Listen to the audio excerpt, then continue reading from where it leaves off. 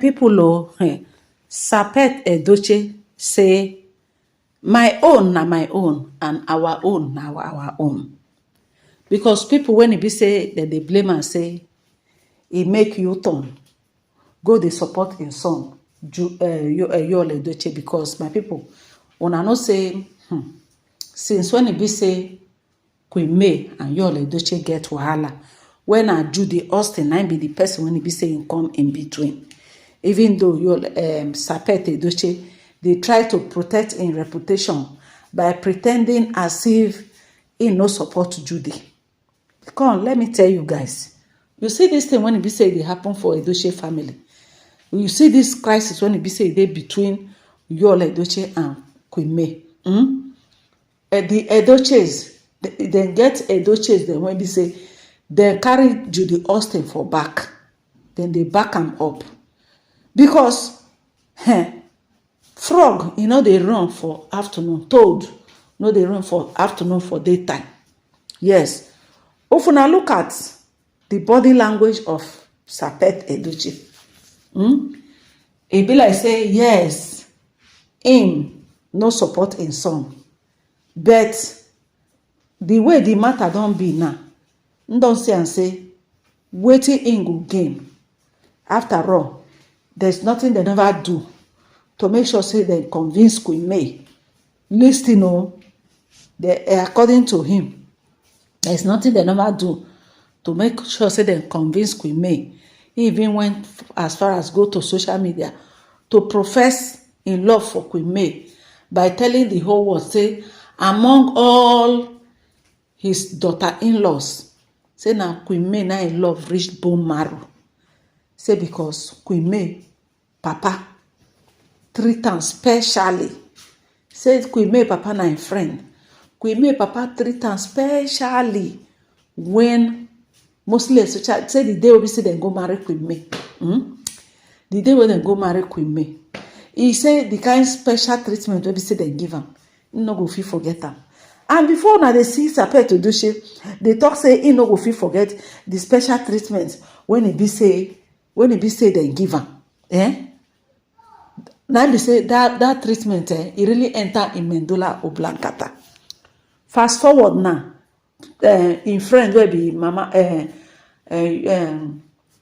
Queen May father no dey again, Queen May mother they are no more. So wetin im come do when im son decide to misbehave, even though self according to Queen May legal team Emeka Ogwuanyi, he was saying that this Queen May wey be say una dey see so, Yul Edochie father wey be Sapet Edochie, the way he handle the thing at the initial stage, he no do am well. Say na because of say they just they try to respect am as a legend, a legend wey be, and e no good to, if not he didn't do well. According to wetin they talk, they say he didn't do well because one, Yul Edochie go give Judy belle instead of am to outrightly condemn the act. He was romancing it. Now, somebody like Queen May no be mumu. Queen May no be mumu wey be say Queen May saw the handwriting on the wall, everything. So now, as e be say Queen May no gree for this whole matter wey be say they try to tell Queen May. Imagine when they no, in fact, oh God, make I just dey go my gist my, because if I won't divert now, see, let me tell you guys something. You see, when you no train your son well, that son will become a problem to the wife. That is what is happening to Yul Edochie. Yul Edochie doesn't have home training. You don't get home training. They overpet am.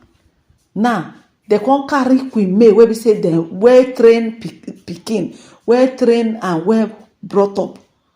Compared, if two of them come marry, Yul Edochie with his stubborn and bad character, come dey with Queen May. Queen May come dey come dey suffer everything, dey suppress the whole thing, dey try her best to make sure say this marriage work, until devil come punish Yul Edochie. He come meet him match when be Judy, when in life come turn upside down like this. Now Sapet Edochie don see the way the whole thing dey go.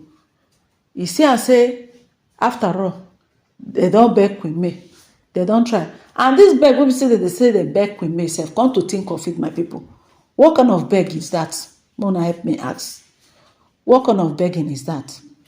Something when it be say Judy, when it be say the begging na cool down, he's not with the right senses, they pray for him. If he go cool down, once he cool down, things will be all right. They were just trying to fine tune the thing, taking excuses for bad behavior, taking excuses for bad character. Make we make they one corner, they wait for adulterous man, abi make him dey one corner, or make he accept Judy, so that Judy wey be say e dey waka crooked up and down, different men that don't follow different men in the process of he want to be actress by fire by force. That was one of the motivation wey make am enter into the life of Yul Edochie. So he enter into the life of Yul Edochie. So Queen May should not be sharing in husband with Yul Edochie. May therefore say yes, she is married, as if she don't know herself. So as Queen May take that decision, say enough is enough, I not do. Enough is what? Enough, I not do. As she take that decision, since that time, if una look at Yul career, zero. So the papa now don't come out. The papa say, people will say, then say, why is he supporting his son? Him own na him own, no. My own na my own. Our own na our own. Say there's no papa where go leave in son. When he go leave his son, say him go come love another person pikin pass him own. Say anybody when he, and that was the advice they were advising Queen May. Say Queen May, even though these people they pretend or that they feel say they love you, their son, now their son, now they want make it progress. So now their son, now they want make it there on top as the man. Now be say you young separate come out. Yul Edochie nakedness don't open. Everybody don't see. Say now Queen May na be the person when be say they package am, and the thing if they bruise your ego. When I say all this thing when be say they happen, when be say you no one come out of this controversy. Every day one wahala to another. All these things when be say they happen. You know why? Yul Edochie no, because Yul Edochie don't see. In fact, Yul Edochie don't. His ego has been bruised. He knows that. He own everybody don't see and finish. So whatever he's putting up is defense mechanism, and in papa don't look finished. Say if he continue like this, if he not fight for his son, make his son career jack back to life, now be say he don't finish. Now some kind people now they say your son you won't fight make him career jack back to life. Who buy the career for the first place? You find solution as if you want to cut the whole this thing from the branch, leave the root. Who will be the root of this whole thing? Not being be Judy. Judy is the root. Why now saying that you will support your son? You will support your son, and the source of your son problem is still there. So that is why the whole thing complicated. Where be say make where be say make even the Edochies, Queen May family, the Aligwes, they don't want anything make Yul Edochie has to do with any of them. They no want. So Sapet Edochie need to work on his son, because you'll be like over pampered brat, and e no get his formation is very, una know say last born, the last born they get their own for their body. E get the way last born dey do. They get one kind mentality like that. So na the matter when e dey ground be that. Sapet Edochie don dey make some kind move to make sure say Yul Edochie career as an actor revive. That was part of the reconciliation when make them reconcile. They tell us say no, they follow Judy, they dance again.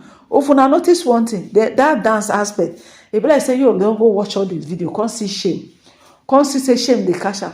So that dance own, e don stop am. You know they do am again, and in fact, you know they even dey follow Judy they do again.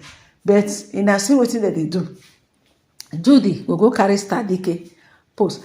Now because of say the Edochies they never accept Judy. That is why Judy they behave the way they behave. If the Edochies they don't accept them, if or not they behave the way they behave. So everything to seek attention, Judy go do one. He go post Star Dike. He go do. Now you be first. Me, I just thank God say Queen May no be barren. No. I swear. God will be sad the thank be say Queen May is not a barren woman. If not so, hey, Queen May for no waiting. In fact, she for cry and cry the cry of regret. Cry of regret na Queen May for the cry. Now God na just do am for am say everything na full package Queen May get and complete. So the whole thing be say a lot of people say Sapet Edochie uproot the thing wey be say they worry you. This one wey be say you dey do say you want to go revive in career. You are just trying to cut the surface, the branches. You don't want to uproot the root. You know the root of him problem. So start from the root by making sure say Judy Austin is out of his life. That is when you go see your son jack back. But if not this thing when he and Judy they do nothing, they fear. So my people, make una like, make una share this video.